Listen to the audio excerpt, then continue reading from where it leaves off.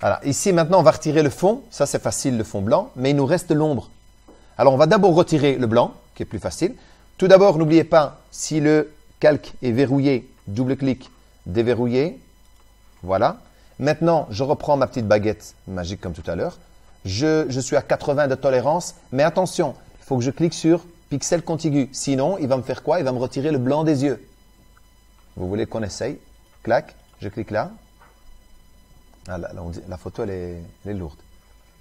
Et là, même la bouche, il me retire tout. Si je fais delete, ben voilà, il va me vider quand même pas mal de choses. Voilà, notamment ses yeux. Donc, CTRL Z.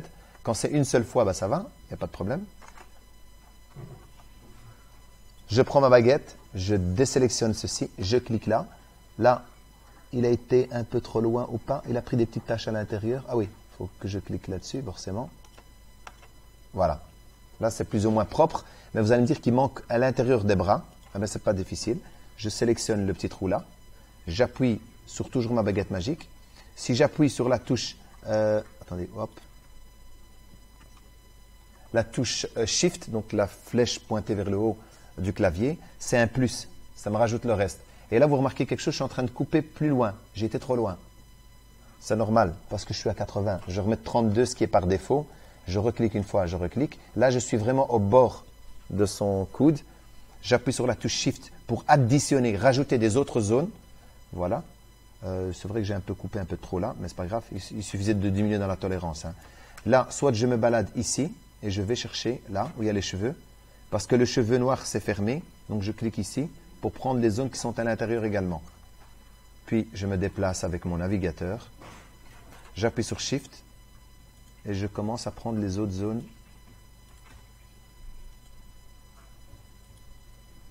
Je le fais grossièrement hein, pour vous montrer. Parce qu'en réalité, il faudrait chaque fois changer la tolérance pour ne pas prendre trop dans la matière. Mais au moins grossièrement, vous voyez comment ça fonctionne.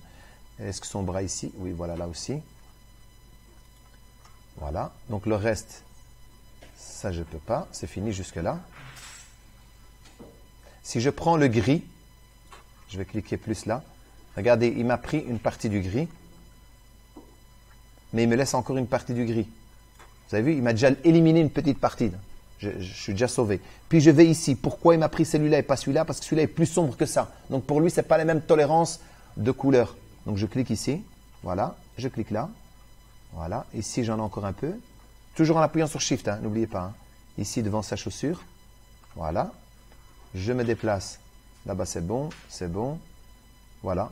Ça a l'air d'aller. Hein. Encore ici, entre ses jambes.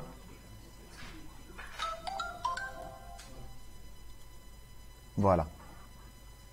Donc, on va dire que c'est bon. Et là, qu'est-ce que je fais?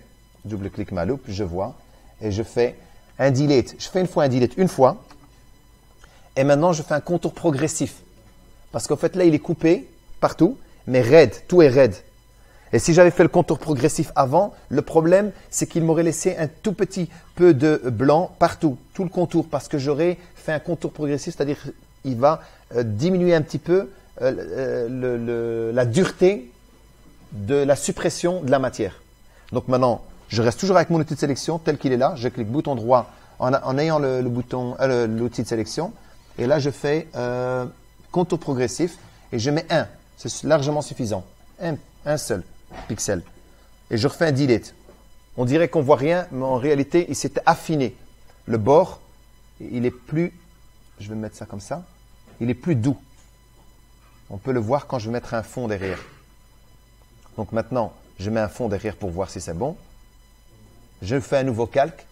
Je fais CTRL D pour désélectionner. Je prends le nouveau calque, je le mets en dessous du calque qui est ici. Si je prends le fond noir, je fais ça. Voilà. D'accord? Si je mets maintenant... Oui, parce que j'ai fait grossièrement. C'est vrai que j'aurais pu... voilà, mais c'est pour vous montrer simplement rapidement. Ça se travaille. Hein, c'est un truc qu'il faut vraiment travailler tout doucement. Voilà, par exemple le bleu là, voilà. Ça donne une impression de bon. Maintenant, ce que je peux faire, c'est glisser déjà le petit bonhomme sur l'autre photo. Je prends là, je sélectionne le bon calque. Je prends l'outil de sélection. Je déplace, je lâche sur l'autre. Voilà. Et donc là, j'ai déjà... voilà.